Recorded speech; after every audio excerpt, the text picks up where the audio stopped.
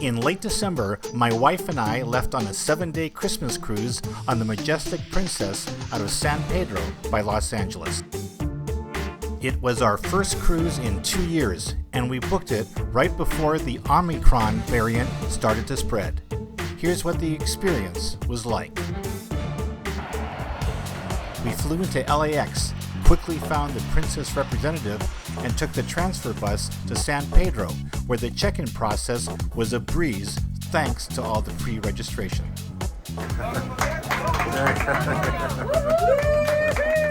Once on board, we were warmly greeted by the masked crew and went directly to our balcony cabin. We discovered some of the new changes. There was no more lifeboat drill.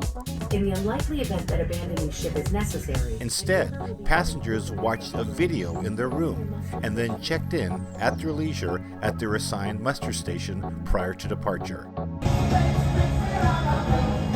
At 4 p.m., with the band playing the Sail Away Party, we departed for Cabo San Lucas. The ship was sailing with a reduced capacity, just over 50% of the normal load of passengers. Everyone had to be fully vaccinated with a negative COVID test done in the 48 hours before departure. We noticed a few other things. There were more Purell dispensers and lots of signs about wearing masks in the public areas, including the elevators. Deck 9. All the crew wore masks, be it in the reception area, in the restaurants, the casino, on deck, etc. As was the case with previous cruises, we saw crew members constantly cleaning all over the ship. In the buffet area, some sections were closed because of the reduced passenger load. In the open areas, there were new procedures. Rather than serving yourself, the staff now would ask what food you wanted and serve you those items. Great. Thank you very much. Thank you. That included beverages like coffee and iced tea. It all worked very smoothly. The vast majority of people had their masks on while getting their food. Once seated, passengers could remove their masks to eat. Folks also had the option of eating in the multiple outdoor areas in case they didn't want to dine inside. The formal dining rooms also worked smoothly with the same mask mandate. There seemed to be more smaller tables, and they appeared to be spaced a bit further apart than in the past. There's no schooling. You can't go to school to learn how to do this. There was a full complement of entertainment, including seminars and trivia contests, as well as the music production shows.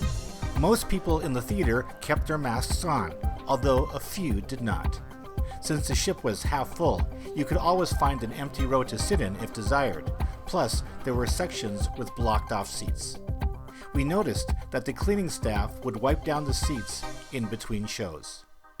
For those wanting to work out, there is now an outdoor option, although the indoor gym was still open. I saw a few people inside the fitness room not wearing masks.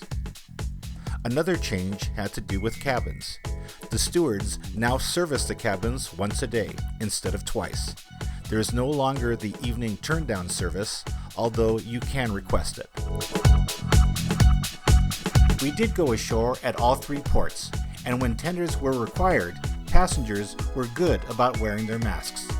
Once in town, we noticed that with the mix of passengers, other tourists, and locals, the percentage of people with face coverings goes down dramatically. We did see some local adventure and booze cruises where people appeared to be in close contact with varying degrees of COVID precautions.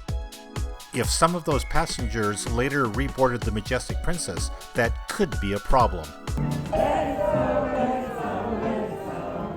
Overall, the cruise was very enjoyable.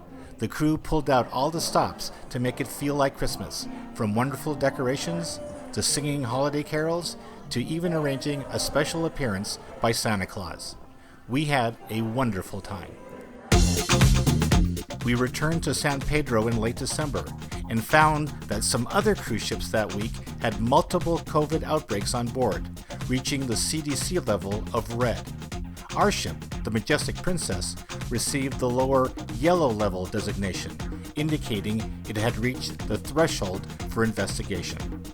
One day after our voyage ended, the CDC advised people to avoid taking a cruise, stating that the risk of COVID-19 was very high.